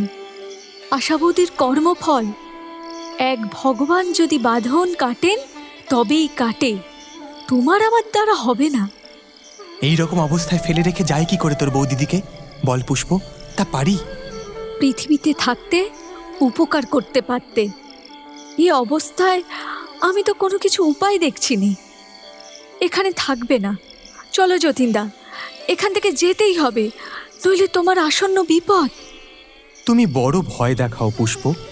চলো করুণা দেবীর কাছে যাই, তাকে সব বলি? বলবে কি? তিনি অন্তরের কথা জানতে পারেন। ওরা হলেন উচ্চ স্বর্গের দেবদেবী, স্মরণ করলেই বুঝতে পারেন, কিন্তু সময় না হলে আসেন না, বৃথা দেখা দেন না। তাছাড়া কলকাতার এই বিশ্রী পাড়ায় তাকে আমি এনে এর সঙ্গে জড়াতে চাইনে। সারা রাত যতীন ও পুষ্প আশার শিয়রে বসে রইল। আশা বৌদি ঘুমিয়ে পড়েছে। কি হবে ওর পুষ্প? সত্যি কথা বল, তুই আমার চেয়ে অনেক বেশি দেখতে পাস। দেখতে পাই? কে বলেছে? আমি সব জানি। কেউ কিছু নয়, মানুষের মিথ্যা অভিমান। তিনি যা করবেন তাই হবে, তার কাছে প্রার্থনা করি। এসো দুজনে। এখানে? এখানেই তার নামে সব পবিত্র হয়ে যাবে। তিনি এখানেই কি নেই? কে বলেছেন নেই? তিনি তার অসীম কৃপা ও করুণায় এই হতভাগিনী আশা বৌদির মঙ্গল করুন। তোমার জন্যে ভয় হয়, চলো তোমাকে মহল্লোকে নিয়ে যাই। ওরা বোমপথে অনেক ঊর্ধ্বে এমন এক স্থানে এলো যেখানে উচ্চলোকের জ্যোতির্ময় অধিবাসীদের যাতায়াতের পথ। তারপরেই এক অদ্ভুত সুন্দর দেশ, অতি চমৎকার বন পর্বতের মেলা, বনকুসুমের অজস্রতা, অথচ এখানে কোনো অধিবাসী নেই। অনেক দূর গিয়ে একটা নীল হ্রদ, চারদিক ঘেরা পাহাড়। চলো যতুদা, ওই হ্রদের ধারে বনের মধ্যে একটা গ্রাম আছে। অনেক জ্ঞানী মেয়ে পুরুষ একসঙ্গে বাস করেন, তোমায় দেখিয়ে আনি। বনবিথির অন্তরালে শুভ্র স্ফটিক সদৃশ কোনো উপাদানে তৈরি একটি বাড়ি, দেখতে অনেকটা গ্রিক মন্দিরের মতো। একজন সৌম্য মূর্তি পুরুষ ঘরের মধ্যে বসে, কিন্তু ঘরের আসবাবপত্র সবই অপরিচিত ধরনের। পৃথিবীতে ব্যবহৃত কোনো আসবাব সে ঘরে যতীন দেখলে না। লোকটিকে দেখেই মনে হলো অনেক উচ্চ অবস্থার আত্মা ইনি। ওদের অভ্যর্থনা করে বসিয়ে তিনি বললেন, তোমরা কোথা থেকে আসছো? ভূবরলোকের 7ম স্তর থেকে। তা কেমন করে হবে? তাহলে তো আমাদের এই জনপদ, এই ঘরবাড়ি বা আমাকে কিছুই দেখতে পেতে না। নিশ্চয়ই তোমরা উচ্চতর স্তরের অধিবাসী। এটা কোন লোক? এটা মহরলোকের 1ম স্তর। ভূবরলোকের অধিবাসীদের এ পক্ষে এখানকার ঘরবাড়ি, মানুষ, বন, পর্বত সব অদৃশ্য।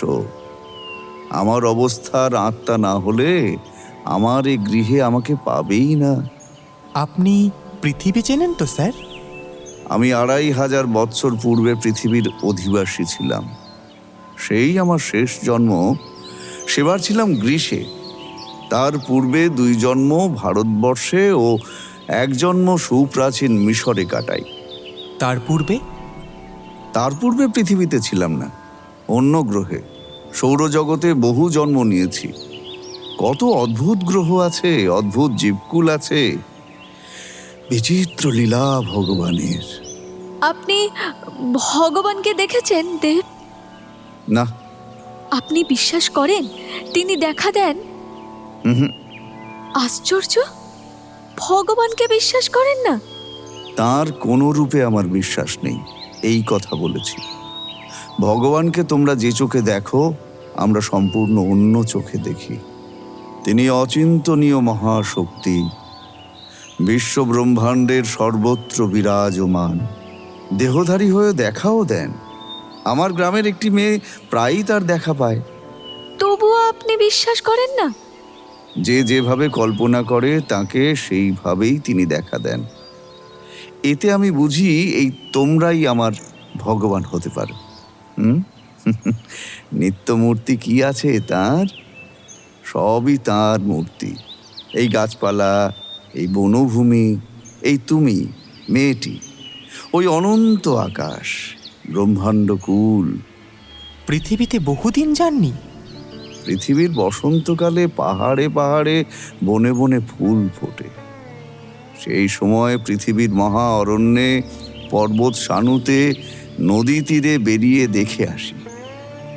শুধু পৃথিবী নয়, বহু গ্রহে এমনি আমাদের যাতায়াত। আপনি যা করছেন শুধু আপনার মতো উচ্চ লোকের অধিবাসীরাই তা করতে পারেন। আচ্ছা, পৃথিবীর মানুষের কর্তব্য কি? প্রেম এক, ওর মধ্যেই সব। আপনি একথা পৃথিবীতে প্রচার করেন না কেন? কতবার প্রচার করা হয়েছে। আমার চেয়ে উচ্চতর ও শক্তিধর দেবতারা মানুষের দুঃখে, পৃথিবীর শত কষ্টের মধ্যেও দেহ ধরে একথা বলতে গিয়েছিলেন। স্বয়ং ভগবান অবতার গ্রহণ করে নেমে গিয়েছেন বলতে, প্রেম। একটি কথা কেউ শোনেনি। তাহলে কি আপনারা হাল ছেড়ে দেবেন? না, একটা কথা মনে রেখো, জোর করে মানুষের ওপর কোনো সত্য, কোনো বাণী চাপানো যায় না। মানুষ তৈরি না হওয়া পর্যন্ত ভগবানের বাণী অন্তরালে ধৈর্যের সঙ্গে অপেক্ষা করে। আপনারা দয়া করুন পৃথিবীর জীবকে, তাহলেই হবে। আমার ইচ্ছা আছে আর একবার পৃথিবীতে দেহ ধারণ করব, জানো। যা পারি প্রচার করে আসি। পৃথিবীতে কি ভুলে যাবেন না? দেহ ধরলেই বিস্মৃতি আসে বটে, তবে তার ব্যবস্থা আছে।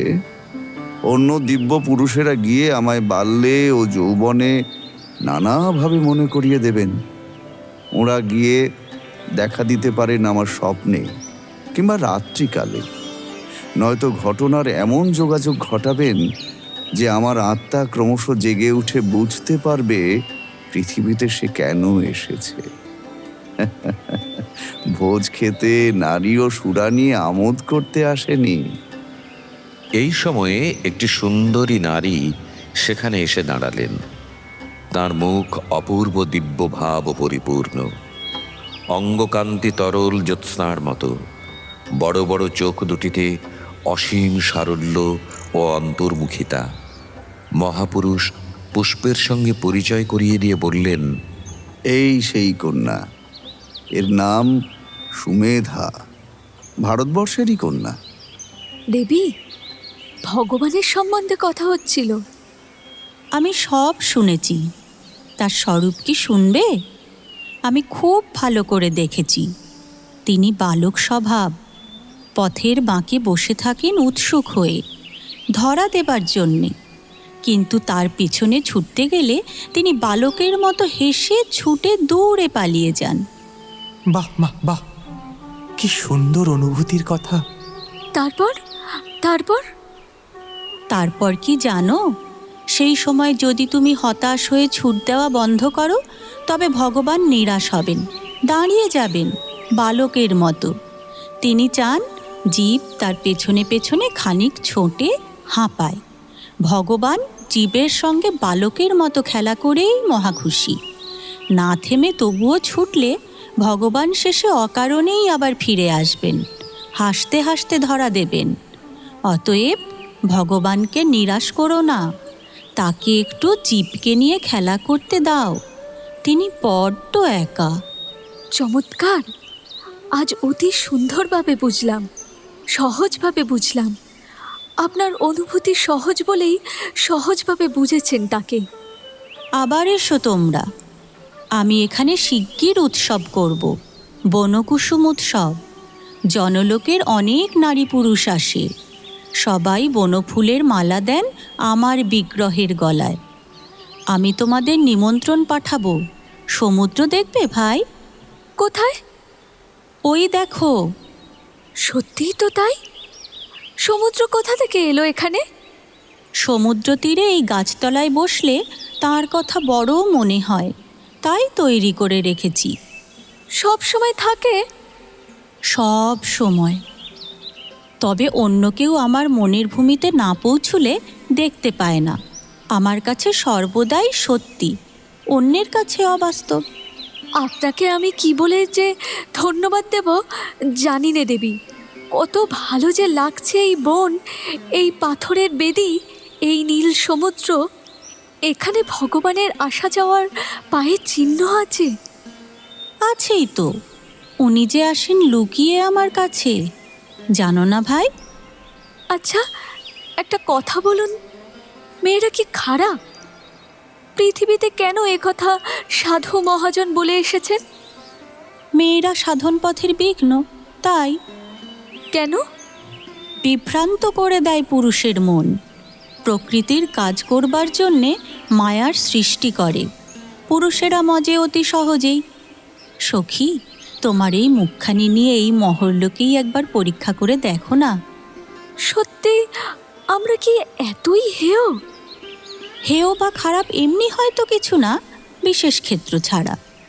যে ভগবানকে পেতে চায়, যে জ্ঞানের সাধনা করতে চায়, ভক্তির সাধনা করতে চায়, সে নারী থেকে দূরে থাকবে, এই বিধান। নারী পাপের পথেও নিয়ে যায়, কল্যাণের পথেও নিয়ে যায়। স্বামী স্ত্রীর সম্বন্ধ কি চিরকালের? যেখানে প্রেম থাকে, নয়তো কিসের সম্বন্ধ? যেখানে প্রেম আছে, প্রেমের দেবী মিলিয়ে দেন। স্বামী স্ত্রী না হলেই বা কি? আপনি কি করে এসব জানলেন? কত যে ঠকেছি ভাই, কত শত জন্ম ধরে। কত নেমে গিয়েছিলাম, কত ভুগেছিলাম। জন্ম জন্মান্তরে সেসব স্মৃতি ও সংস্কার আমাকে জ্ঞানী করেছে। এক জন্মে দু জন্মে সাধু হওয়া যায় না ভাই, মহল্যকেও আসা যায় না। আবার আপনি জন্মাবেন? পৃথিবীতে আমার শেষ জন্ম হয় বহু কাল আগে। পৃথিবীর সে হিসেব ভুলে গিয়েছি, আর সেখানে যাব না। ভগবান আমায় দয়া করেছেন। যদি আপনার মতো মেয়ের দরকার হয় পৃথিবীতে জন্ম নেওয়ার? সে অবস্থায় ভগবানের নির্দেশ পাব। জীবের সেবা করবার ভার, সৌভাগ্যের কথা সে। তিনি যদি আমায় না ছাড়েন ভাই, নরকে যেতেই বা কি? উনি হাত ধরে নিয়ে গেলে নরক আর বলি কোথায়? কিসের স্বর্গ, কিসের নরক? থাকুন তো উনি আমার সঙ্গে। আপনি দেবী, কি আনন্দ হলো আপনার সঙ্গে দেখা হয়ে। আমার সঙ্গী মহল্যকে বেশিক্ষণ থাকতে পারবেন না, জ্ঞান হারিয়ে ফেলবেন। আচ্ছা, আজ আমি যাই। আবার এসো ভাই, আসবে ঠিক। আমার পায়ে হাত দেওয়া কি ভাই? তুমিও তো কম নও। আমি তোমাকে চাই। এসো, আনন্দে থাকো ভাই। সেদিন ফিরে আসবার পর আরও কিছুকাল কাটল। বুড়ো শিবতলার ঘাটে যে সংসার পেতেছিল পুষ্প, তাতে যেন ভাঙন ধরেছে। আজ 7 বছর আগে প্রথম যেদিন যতীন এখানে আসে, সেদিনটি থেকে পুষ্পের কত স্বাদ, কত আনন্দ। ছেলেবেলার সেই প্রিয় সাথীকে নিয়ে এখানে সংসার পাতবে, তাই অনেক আশা করে সাজিয়েছিল বুড়ো শিবতলার ঘাটের সংসার। কিন্তু কি জানি, পুষ্পের ভাগ্যে কোথায় যেন কি একটা গোলমাল আছে। সব মিথ্যে হয়ে যায় কেন? হঠাৎ আশা বৌদিদি বিষ খেয়ে আত্মহত্যা করেছে। সেই মুহূর্তেই পুষ্প টের পেয়ে গেছে। কিন্তু আশ্চর্যের বিষয়, যতীন তার কিছুই জানে না। যতীনের মুখের দিকে চেয়ে ওর কষ্ট হলো। আশা প্রারব্ধ কর্মের ফলে ভুবর লোকের কোন নিম্ন স্তরে হয়তো ঘুরছে। যতীনদার সঙ্গে দেখা হওয়া সম্ভব নয় এ অবস্থায়। পুষ্প এ সত্য বুঝেছে, কিন্তু আশা কোথায় আছে একবার দেখা দরকার। সেদিন সে রঘুনাথ দাসের কাছে গেল, যতীনকে কিছু না জানিয়ে। এসো মা, আমি তোমার কথা ভাবছিলাম। বসো। তোমাকে অন্যমনস্ক বলে মনে হচ্ছে কেন? আপনি অন্তর্যামী, সব জানেন। লজ্জা করে আপনাকে মুখে বলতে। কি চাও মা? সেই হতভাগের সঙ্গে দেখা করতে বড় ইচ্ছা হয়। কিভাবে আছে, যদি কোনো উপকার করতে পারি। সেই মেয়েটি প্রেত লোকে রয়েছে। তার চোখ খোলেনি, মনও অপরিণত। তার ওপর আত্মহত্যা রূপ মহাপাপের ফলে প্রকৃতি একটা প্রতিশোধ নেবে। একবার দেখা হয় না? সে কোথায় আছে জানি না। ভুবর লোকের নিম্ন স্তর, যাকে সাধারণত নরক বলে থাকে, পৃথিবীর ভাষায় সে অনেক বড় জায়গা। তারও আবার অনেক স্তর আছে। চলো দেখি। একটু পরে পুষ্প রঘুনাথ দাসকে নিয়ে প্রথমে এলো কুড়ুলে বিনোদপুর। সেখানে কোনো সন্ধান না পেয়ে গেল আশার বাপের গ্রাম রসুলপুরে। কয়েকটি নিম্ন শ্রেণীর ধূসর বর্ণের আত্মা গ্রামের বাঁশবন, তেঁতুল গাছের ডালে, মাঠের মধ্যে বাবলা গাছে পা ঝুলিয়ে বসে হাওয়া খাচ্ছে। একটি দুষ্টু আত্মা গ্রামস্থ ব্রাহ্মণ পাড়ার পুকুর পাড়ের এক নোনা গাছে বসে স্নানরতা স্ত্রীলোকদের দিকে এক দৃষ্টে চেয়ে আছে, প্রায় তুরীয় অবস্থায়। পুষ্প মনে মনে হেসে বললে, দেখো পোড়ার মুখির কাণ্ড, ইচ্ছে হয় গালে এক চর বসিয়ে দিয়ে আসি, হা করে যেন কি গিলছে। চলো, এখানকার কাছাকাছি নিম্নলোকে এখানেই আছে। অল্প পরেই ওরা এক বিস্তীর্ণ মরুপ্রান্তরের ন্যায় ঊষর স্থানে এসে পড়ল। তার চতুর্দিকের চক্রবাল রেখা ধূম ও বাষ্পে সমাচ্ছন্ন, যেন মনে হয় কাঁচা বনে লতাপাতা পুড়িয়ে অজস্র ধূম সৃষ্টি করে দাবানল জ্বলছে, অথচ অগ্নিশিখা দৃশ্যমান নয়, শুধুই মরুময় ধুধু প্রান্তর, মাঝে মাঝে বৃক্ষলতাহীন প্রস্তর স্তূপ। ওরা সেই জনহীন মরুদেশের ওপর দিয়ে শূন্য পথে ধীর গতিতে যেতে যেতে দেখলে সে রাজ্য সম্পূর্ণরূপে জনহীন, জলহীন, বৃক্ষলতাহীন। সেখানকার আকাশ নীল নয়, ঘোলাটে ঘোলাটে শুভ্র লঘু বাষ্পে ঢাকা।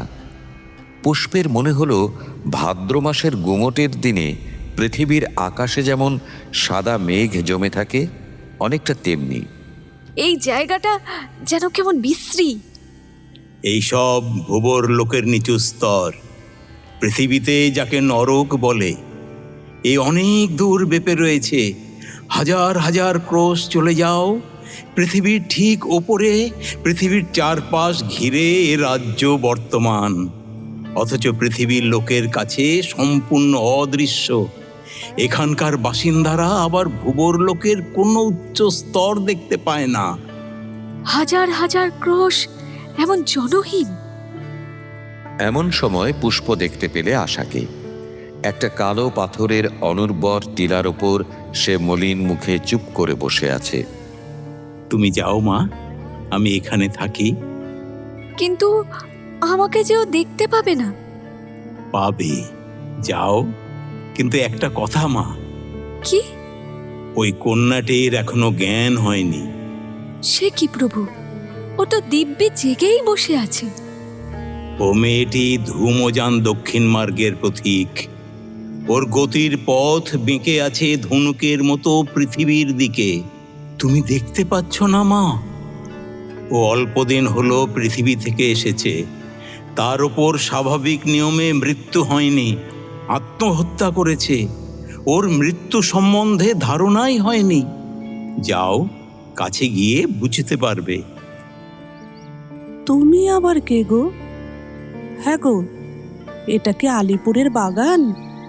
কেন বৌদি, এটা কি বলে মনে হচ্ছে? বাড়িয়ালি মাসে বলেছিল আলিপুরের বাগান দেখাতে নিয়ে যাবে, সেখানে কি একটি বাবুর সঙ্গে আমার আলাপ করিয়ে দেবে। আমি বলে ছি ছি, কি ঘেন্না। বলে নেত্যদার সঙ্গে চলে এসেছিলাম, সে আলাদা কথা। অল্প বয়সে বিধবা হয়েছিলাম, কে খেতে পড়তে দেয় সংসারে? না। হ্যাঁ, সত্যি কথা বলবো, মা বুড়ো হয়েছেন, তার ঘরে আমার আরেকটি বিধবা দিদি। আচ্ছা, মাহেশের রথতলা এখান থেকে কত দূর? তুমি কে? আমি তোমাকে চিনি, তুমি আমার বৌদি হও। তাই এখানে কি মানুষ নেই? এটা কোন জায়গা? খিদে তেষ্টা পেয়েছে, কিন্তু একখানা খাবারের দোকান নেই। মাহেশের রথতলাতে আমার এক দুঃসম্পর্কের ভগ্নিপতি থাকে, সেখানে যাবার খুব ইচ্ছে হয়, কিন্তু এই অবস্থায় যেতে লজ্জাও করে। তুমি এখানে এলে কার সঙ্গে? এলাম কার সঙ্গে তা মনেই পড়ে না। একদিন বাড়িয়ালি মাসি বললে তোমায় আলিপুরের বাগানে নিয়ে যাব, সেখানে একটি বাবু তোমার সঙ্গে দেখা করে কথা বলতে চায়। ঘরে সেদিন কিছু খাবার নেই, বাড়ি ভাড়া 20 টাকার জন্যে তাগাদা করে বাড়িয়ালি তো আমার মাথা ধরিয়ে দিতে লাগলো। রাত্রে ঘরে খিল দিয়ে শুলাম। তারপর যে কি হলো আমার ভালো মনে হচ্ছে না। বাড়িওয়ালি তোমায় আলিপুরে নিয়ে গিয়েছিল? কি জানি ভাই, তারপর আমার আর কিছু মনে নেই। এখানে আজ কদিন আছি তাও মনে নেই। খিদে তেষ্টা পেয়েছে, অথচ খাবার পাইনি। না আছে একটা লোক, না আছে একটা দোকান বসার। আচ্ছা, এর বাজারটা কোন দিকে? আচ্ছা আশা বৌদি, যতীনদাকে মনে পড়ে? তুমি তাকে কি করে জানলে?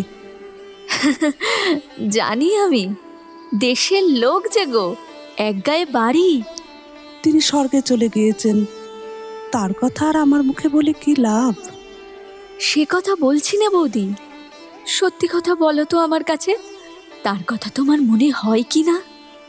হয়, যখন হয় তখন বুকের মধ্যে কেমন করে ওঠে। কেন বৌদি? আমি হতভাগী, তাকে একদিনও সুখ দিইনি। তখন ছেলে মানুষ ছিলাম, বুঝতাম না। কেবলে বাপের বাড়ি এসে থাকতাম শ্বশুর বাড়ি থেকে। কেন? শ্বশুর বাড়িতে খাওয়া দাওয়ার বড় কষ্ট পেতাম। ছেলে মানুষ তখন। তোমার এই কথা সত্যি নয় বৌদি, আমার কাছে সব খুলে বলো না ভাই, বলবে না ভাই? কি হবে শুনে সেসব কথা? আমার বুদ্ধির দোষেই যা কিছু সব হয়েছে। আমি আমাদের গ্রামের মজুমদার পাড়ার একটা ছেলেকে ভালোবাসতাম। বিয়ের আগে থেকে না বিয়ের পরে? বিয়ের আগে নয়, কিছুদিন পরে। বিয়ের পরে অন্য কারোর সঙ্গে ভাব করতে গেলে কেন? এটা খুব অন্যায় হয়েছে তোমার বৌদি। হিন্দুর মেয়ে, দ্বিচারিণীর ধর্ম কে শেখালো তোমায়? কি হলো, কথার উত্তর দিলে না যে? আমার অদেষ্ট ভাই, ও কথার কি উত্তর দেব? কিন্তু আমি তোমায় বলছি, তুমি এখনো সেই লোকটাকেই ভালোবাসো। যতীনদার ওপর তোমার কোনো টান নেই, আমি সব বুঝতে পারি ভাই। আচ্ছা, তোমার ঘেন্না হয় না? যার জন্যে এত কষ্ট, যে তোমাকে ফেলে চলে গেল, যার জন্যে তোমাকে আফিং খেয়ে মরতে হলো, আবার সেই ইতর লোকটার জন্যেই এখনো ভাবনা? যতীনদা দেবতার মতো স্বামী তোমার, তাকে একদিনও দেখলে না? মরবার সময়ে তার কুলে কালি দিয়ে ঘর ছেড়ে চলে এলে। আপিং খাওয়ার কথা তো কেউ জানে না, তুমি কি করে জানলে? আমি তো... আফিং খেয়ে তুমি মারা গিয়েছো বৌদি, তুমি বেঁচে নেই, মরে প্রেত লোকে এসে কষ্ট পাচ্ছ। আশা এবার যেন খানিকটা স্বস্তির নিঃশ্বাস ফেললে। এটা তাহলে ঠাট্টা? তবুও আফিং খাওয়ার কথা এ কিভাবে জানলে? পরক্ষণেই এ কথা ওর মনে হলো, কে এই মেয়েটা গায়ে পড়ে আলাপ করতে এসেছে? এত হাড়ির খবরে ওর কি বা দরকার? ওর গলা ধরে কে কাঁদতে গিয়েছে তা তো জানি না। সে যা খুশি করেছে, তার জন্য ওর কাছে তো কৈফিয়ত দেবার কি গরজ? শ্বশুরবাড়ির লোক বোধ হয়, ওই গায়েরই মেয়ে, তাই এত গায়ে ঝাল। তা যাই বলো ভাই, মরে ভূত হয় বই কি একরকম। তা নয়, আমি ঠাট্টা করিনি। মারা তুমি গিয়েছো, আফিং খেয়ে ঘরে খিল দিয়ে শুয়েছিলে কলকাতার বাসায়, মনে নেই? তারপর তুমি মরে যাও, মরে এই প্রেতলোকে এসেছো। যা, কি সব বলছো? এখনো বিশ্বাস হলো না বৌদি? আচ্ছা, তোমায় বিশ্বাস করাবো, চলো তোমাদের গায়ে, তোমাদের বাড়িতে যাবে। সেখানে আর কি মুখ নিয়ে যাব? গেলেও কেউ টের পাবে না। সত্যি মিথ্যে চলো চট করে পরীক্ষা করে নিয়ে আসি। তোমার প্রেত দেহ হয়েছে, এ দেহ পৃথিবীর মানুষের চোখে অদৃশ্য। পুষ্পের কথার ভাবে ও সুরে আশা কি বুঝলে যেন। ওর হঠাৎ ভয়ানক আতঙ্ক হলো। কি সব কথা বলে?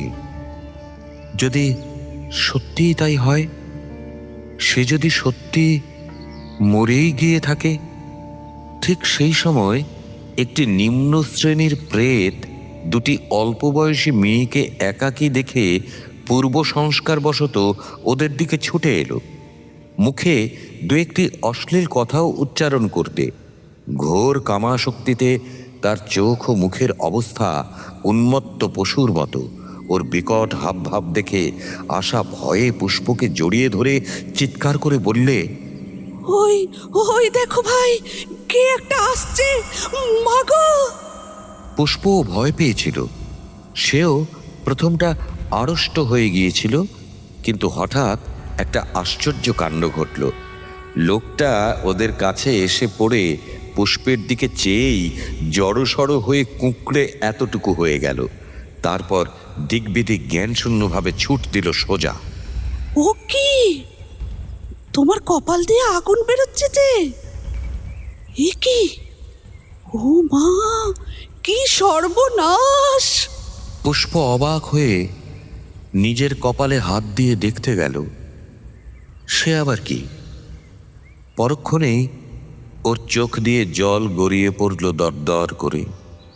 সে হাত দিয়ে মুছে বললে, ভাই, বৌদি, ভাই। আশার ভয় ও বিস্ময় তখনও যায়নি। সে দূর থেকেই আপন মনে বললে, বাবা, কি এ? আর দেখা যাচ্ছে না। কি আগুন! কে আপনি? আমায় বলুন, কে আপনি? আপনি তো সহজ কেউ নয়। স্বর্গ থেকে দেবী এসেছেন আমায় দয়া করতে। গল্পটি ভালো লাগলে লাইক, সাবস্ক্রাইব ও শেয়ার করতে ভুলবেন না। শুনলেন বিভূতিভূষণ বন্দ্যোপাধ্যায়ের দেবযান। আজ শুনলেন তৃতীয় পর্ব।